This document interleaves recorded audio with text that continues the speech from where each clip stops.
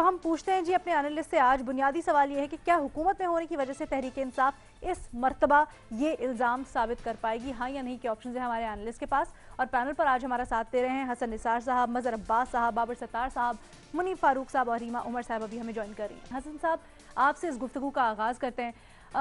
ہم پہلے بھی کئی دفعہ، ایک تاریخ ہے یہ غداری، یہ ملک دشمنی اور اس طرح کے الزامات، بیانات سن چکے ہیں، لیکن پاکستان تحریک انصاف جو کہ کئی دفعہ اپنے آپ کو ہائر مورل گراؤنڈ پہ ٹھہراتی ہے اور یہ کہتی ہے کہ اس طرح کے الزامات نہیں لگنے چاہیے، کہ اس طرح کی باتیں نہیں ہونی چاہیے، تو کیا آپ سمجھتے الزام کو ثابت بھی کر پائے گی؟ دیکھیں علینا، یہ میرے نزدیک اور طرح کا پرابلم ہے. سب جانتے ہیں کہ ہماری جو سیاست ہے اس کے سینے میں دل نہیں ہوتا، کھوپڑی میں دماغ نہیں ہوتا، آنکھ میں حیا نہیں ہوتی، دل میں درد نہیں ہوتا.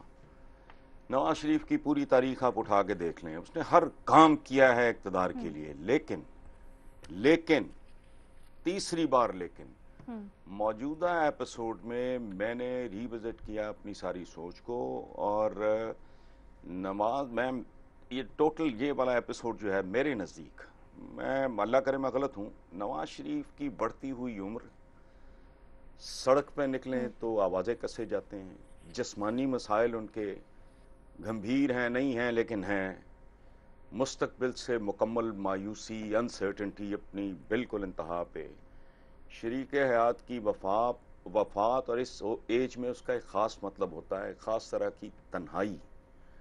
اچھا، مختلف کیسز، سزائیں، بدنامیاں، ان سب نے مل جل کر اس عمر میں میرا خیال ہے ایک بیمار آدمی کو اعصابی اور جذباتی اور نفسیاتی طور پہ مکمل طور پہ وہ ان کو ادھیڑ کے رکھ دیا ہے. وہ عدم توازن کا شکار ہیں.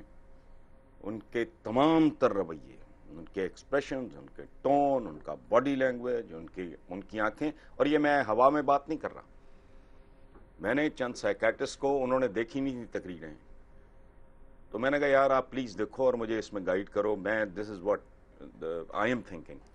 انہوں نے دیکھ کے اس بات کی، انہوں نے کہا کہ جی اس کو بالکل آپ رول آؤٹ نہیں کر سکتے، وہ بالکل نارمل دکھائی نہیں دیتے. اچھا، باقی اللہ بہتر جانتا ہے، میرے نزدیک تو یہ کیس ہی کچھ اور نوعیت کا ہو گیا ہے. اچھا، پہلی بات جو آپ نے کی ہے اس کے بارے میں سن لیں.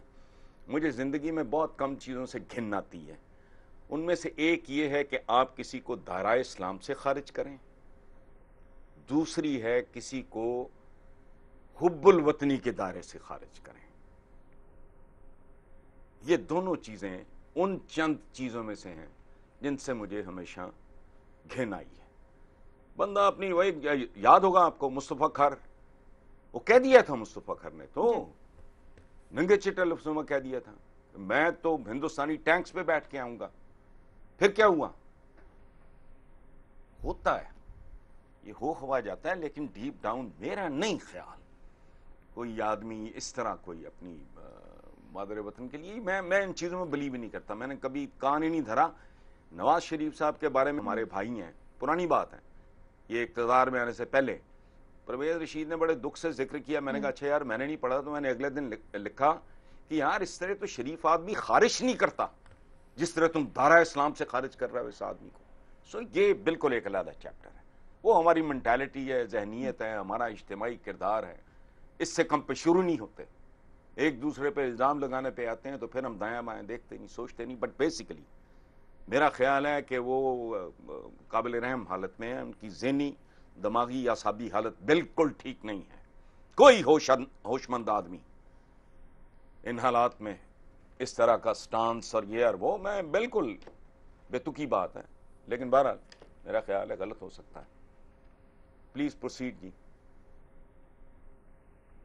ٹھیک ہے، لیکن سر جو پی ٹی آئی الزامات لگا رہی ہے دوسری جانب، اس کے اوپر کچھ نہیں کہیں گے؟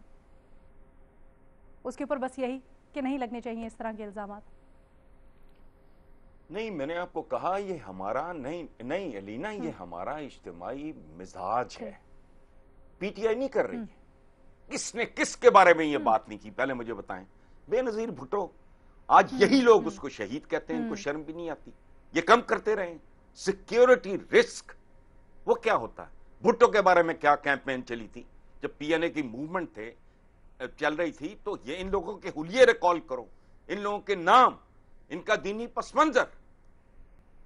कैरेक्टर है हमारा।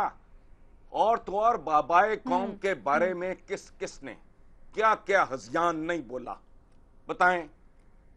सर सैयद को माफ किया इन्होंने? ये नेचरी है, ये मुल्हिद है, ये उनका एजेंट है। वो मोहसन था इस मुल्क का। आज जिसके पेट में रोटी नहीं है वो भी कहता है इंग्लिश मीडियम। बिल्कुल।